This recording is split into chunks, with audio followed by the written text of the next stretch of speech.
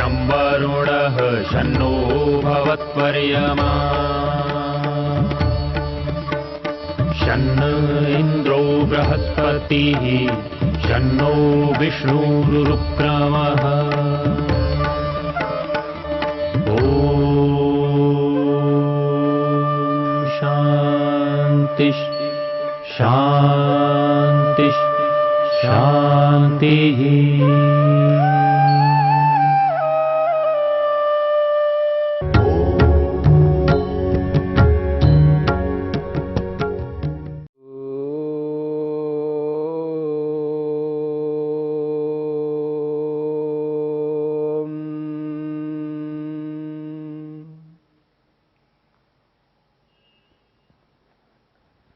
साधन पाद के 10वें सूत्र में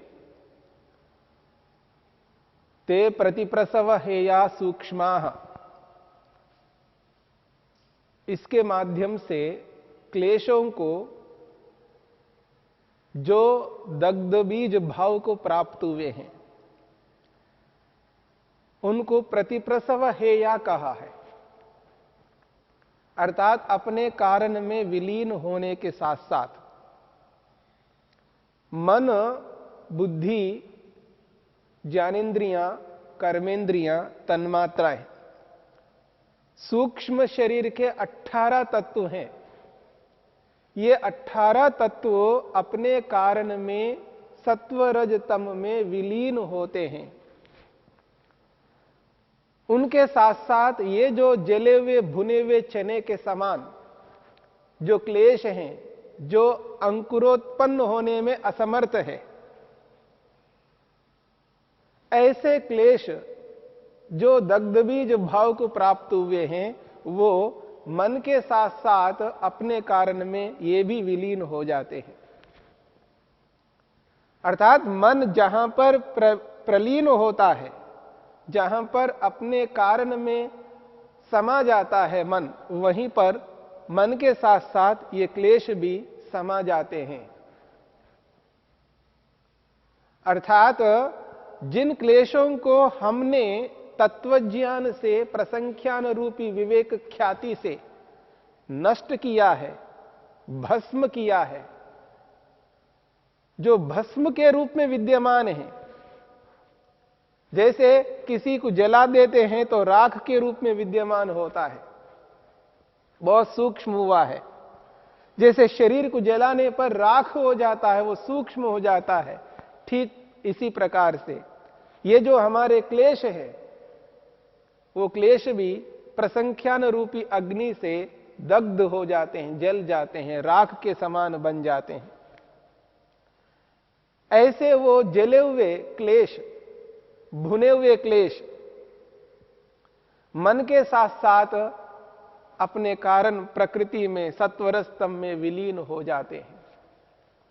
ते प्रतिप्रसव हेयाः सूक्ष्माः, इस 10वें सूत्र में स्पष्ट किया गया। यदि जिसके क्लेश दग्ध हुए नहीं है, दग्ध बीज भाव को प्राप्त नहीं हुए, उनके क्लेशों को किस प्रकार से हम दग्ध बीज भाव तक पहुंचा सकते हैं? क्या ऐसा उपाय अपनाना चाहिए जिस उपाय को अपनाने पर ये पांचों क्लेश जले हुए भुने हुए चने के समान बन जाए और अंकुरोत्पन्न ना हो? यानी उदार अवस्था में ये क्लेश कभी ना आए, न अविद्या से युक्त हो, न अस्मिता से युक्त हो, न राग द्वेष से युक्त हो, न भय डर अभिनिवेश से युक्त हो। उसके लिए महर्षि पतंजलि ने बहुत अच्छा उपाय बता रहे हैं। एक अच्छे उपाय को स्पष्ट कर रहे हैं। उपाय है ध्यान येयास्तद वृत्तयः, ये 11वां सूत्र है। ध्यान हेयास्तद वृत्तयः, बहुत छोटा सा सूत्र है परंतु महत्वपूर्ण सूत्र है। ध्यान हेयास्तद वृत्तयः, सूत्रकार महर्षि पतंजलि कहते हैं तद वृत्तयः, उन वृत्तियों को जो अविद्या, अस्मिता, राग, द्वेष, अभिनिवेश के रूप में जो वृत्तियां हैं, उन वृत्तियों को क्या करना है? ध्यान हेया, ये ध्यान के माध्यम से समाप्त करना है। संसार में एक ऐसा उपाय है जिसका नाम ध्यान, और यह ध्यान ही इन क्लेशों को भस्म करा सकता है, और कोई माध्यम नहीं है। ईश्वर की उपासना के बिना, ईश्वर का ध्यान किए बिना इन क्लेशों को भस्म करने का और कोई उपाय नहीं है।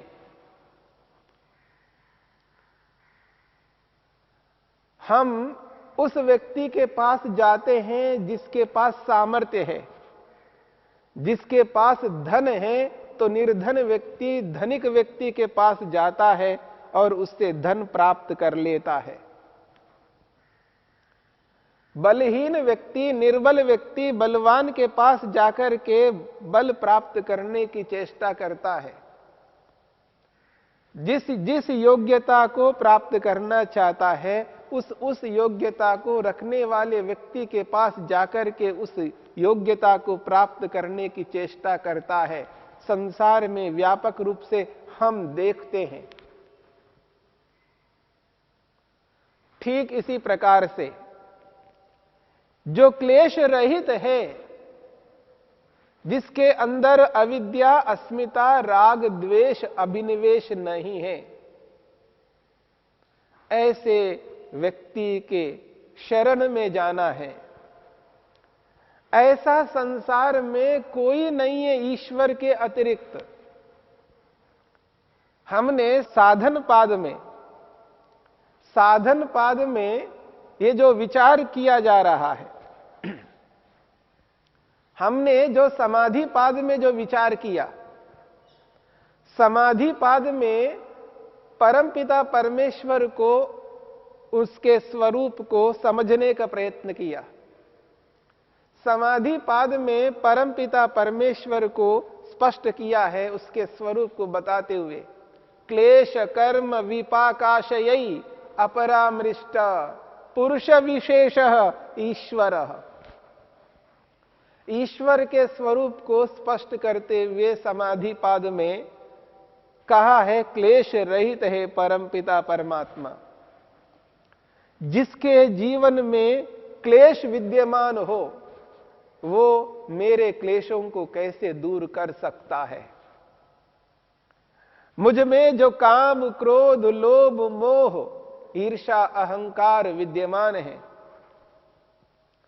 और मैं अपने इन दोषों को दूर करने के लिए ऐसे व्यक्ति के पास जाता हूं जिसके अंदर क्लेश विद्यमान हो, वह व्यक्ति मेरे क्लेशों को दूर नहीं कर सकता। इसलिए ऐसे व्यक्ति के पास जाना है जिसके पास ये क्लेश नहीं है। ईश्वर एक ऐसा है जिसमें कभी क्लेश न था, न आज है, न आगे होगा। क्लेश मात्र ईश्वर में कभी नहीं रह सकता। क्लेश के साथ संपर्क में कभी ईश्वर नहीं आए। इसलिए कहा, क्लेश से रहित है ईश्वर।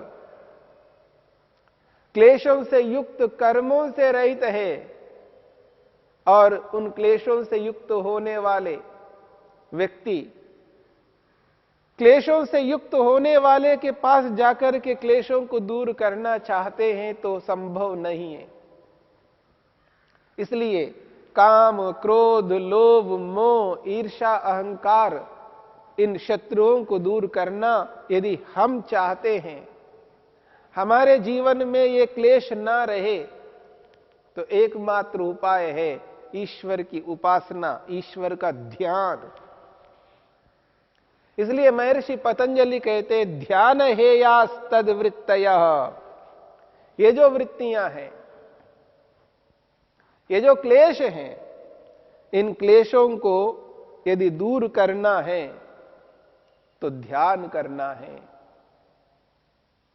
ध्यान के माध्यम से हम इन क्लेशों को दूर कर सकते हैं और कोई संसार में उपाय नहीं है। परमपिता परमेश्वर की उपासना, परमेश्वर की जो भक्ति है, वो भक्ति भक्ति के रूप में करनी है, उसकी विधि को जान करके करनी है। समाधि पाद के अंतर्गत ईश्वर की कैसी भक्ति करनी चाहिए, ईश्वर की उपासना किस प्रकार से करनी चाहिए, उसका जप कैसे करना चाहिए, उसकी क्या विधि है, वो आपके समक्ष आ चुका है। इसलिए यहां पर कहा जा रहा है ध्यान करना है। जिसके जीवन में ईश्वर का ध्यान रहता है, जो व्यक्ति ईश्वर का ध्यान करता है, वह व्यक्ति यदि इन क्लेशों से युक्त होकर के यदि अनुचित कर रहा है तो समझ लेना वह व्यक्ति ध्यान को ध्यान के रूप में नहीं कर रहा है। क्योंकि जिसके संग में व्यक्ति रहता है उसके स्वरूप को अपनाता है, उसके स्वरूप का प्रभाव उस पर पड़ता है। अग्नि के निकट जाने से हम भी अग्निमय हो जाते हैं, हम भी गर्म हो जाते हैं। आजकल सर्दी पड़ रही है और सर्दी में व्यक्ति अग्नि के निकट जाना चाहता है। क्यों? अग्नि की गर्मी को प्राप्त करना चाहता है। जो व्यक्ति अग्नि के निकट जाए और गर्मी को प्राप्त ना हो, ये कैसे संभव है? यदि ईश्वर की उपासना करता है व्यक्ति, ईश्वर का ध्यान करता है, भक्ति करता है और ईश्वर का प्रभाव उस व्यक्ति में नहीं है, तो इसका अभिप्राय यह है कि वह भक्ति भक्ति के रूप में नहीं करता, वो दिखावे के रूप में करता है। जनता को दिखाना चाहता है कि मैं भक्त हूं, मैं उपासक हूं, मैं ध्यान करने वाला हूं। बैठ करके आंख मीच करके व्यक्ति अंदर क्या कर रहा है वही व्यक्ति जानता है या ईश्वर जानता है। यदि वास्तव में वो व्यक्ति ध्यान करता है तो समझ लेना ध्यान करने वाले व्यक्ति के जीवन में ये क्लेश नहीं होते हैं। क्लेशों को वो रोकता है, क्लेशों को समाप्त करने की चेष्टा करता है। उसके जीवन में वो जो प्रवाह है क्लेशों का वो नहीं रहता, वो इस प्रकार का गुस्सा नहीं करता, ऐसा क्रोध नहीं कर सकता, ऐसा लोभ नहीं कर सकता, ऐसी ईर्ष्या नहीं कर सकता, ऐसी लड़ाई झगड़ा नहीं कर सकता, ऐसा वैर द्वेष उत्पन्न नहीं करता, हिंसा नहीं कर सकता, अन्याय नहीं कर सकता, झूठ नहीं बोल सकता, चोरी नहीं कर सकता, अनुचित कर्म नहीं कर सकता, क्योंकि वो ध्यान करने वाला व्यक्ति है। एक ओर व्यक्ति ध्यान करता जा रहा है और दूसरी ओर अनुचित कर्म करता जा रहा है, पाप करता जा रहा है, तो समझ लेना वो ध्यान ध्यान के रूप में नहीं करता, वो तो दिखाने के लिए करता।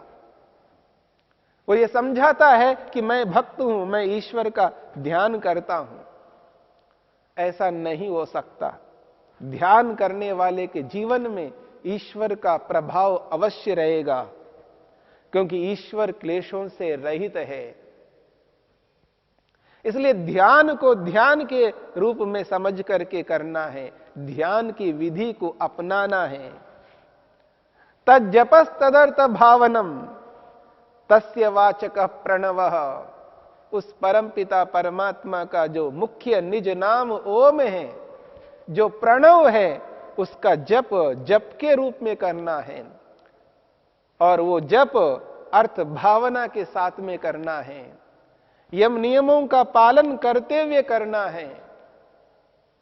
ईश्वर की जो आज्ञा है उसको स्वीकार करते हुए करना है। तब जाकर के व्यक्ति ध्यान को ध्यान के रूप में कर सकता है। ध्यान हेयास्तद वृत्तयः। ध्यान के माध्यम से ही वृत्तियों को रोका जा सकता है, ध्यान के माध्यम से ही इन क्लेशों को समाप्त किया जा सकता है। क्लेशों को नष्ट करने का संसार में एकमात्र विशेष उपाय है वो ध्यान। इस ध्यान को समझना है। व्यक्ति जब ध्यान करना चाहता है तो उस ध्यान के लिए व्यक्ति को तैयारी करनी होती है। यदि व्यक्ति तैयारी नहीं करता, ऐसे ही बैठ करके आंख बंद करके ध्यान करना प्रारंभ कर ले तो ध्यान नहीं हो सकता। जो मन के अंदर नाना प्रकार की वृत्तियां चल रही होती है, मन में जिन क्लेशों को बिठा के रखा है, उन क्लेशों को पहले रोकना है, उन क्लेशों को हानिकारक समझना है, उन क्लेशों को हानिकारक समझ करके उनको रोक के कैसे, इसी के लिए महर्षि पतंजलि ने यहां पर स्पष्ट किया है, ध्यान येयास्तद्वृत्तयः। इसकी व्याख्या करते हुए महर्षि वेदव्यास ने बहुत अच्छी बात कही है। यदि व्यक्ति इन क्लेशों को नष्ट करना चाहता है, इनको समाप्त करना चाहता है, उसको पहले स्थूल उपाय को अपनाना है। स्थूल उपाय को अपना करके पहले इन क्लेशों को कमजोर करना है, तनु करना है, सूक्ष्म करना है। जब व्यक्ति इन क्लेशों को कमजोर करता है, सूक्ष्म करता है, तो इनको समाप्त करना आसानी हो जाएगी, सरलता हो जाएगी। जब ये उग्र रूप में रहते हैं, अपने उदार अवस्था में रहते हैं, इनको रोकना बहुत कठिन होता है। जब क्लेश उदार अवस्था में है या विच्छिन्न अवस्था में है, ऐसे इन क्लेशों को रोकना बहुत मुश्किल हो जाता है। यदि वो तनु अवस्था में है, सूक्ष्म अवस्था में है, कमजोर अवस्था में है, उस स्थिति में इन क्लेशों को बिल्कुल रोक करके इनको योग के माध्यम से, इस ध्यान के माध्यम से समाप्त किया जा सकता है। इसलिए स्थूल उपाय को अपनाना है, और वो स्थूल उपाय है क्रिया योग, जो इस साधन पाद का प्रमुख विषय है। साधन पाद यहीं से प्रारंभ होता है, क्रिया योग से। साधनों को अपना करके व्यक्ति योग को अपना कर सकता है, योग में जीवन को बिता सकता है, योग को आत्मसात कर सकता है, क्रिया योग के माध्यम से प्रारंभ करके। क्रिया योग ही व्यक्ति को उस स्थिति तक पहुंचाने वाला है जहां तक वो पहुंच करके उन क्लेशों को समाप्त करना चाहता है।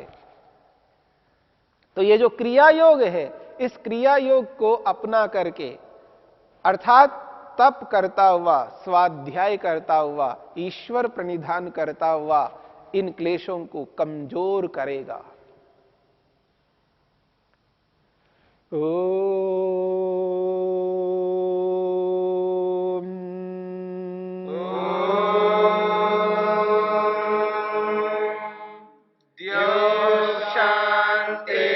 शांतिरंतरिक्षं शांतिर्पृथिवी शांतिरापः शांतिरोषधयः शांतिः वनस्पतयः शांतिर्विश्वे देवा शांतिर्ब्रह्म शांति सर्वं शांति शांतिरेव शांति क्षमा शांतिरेधि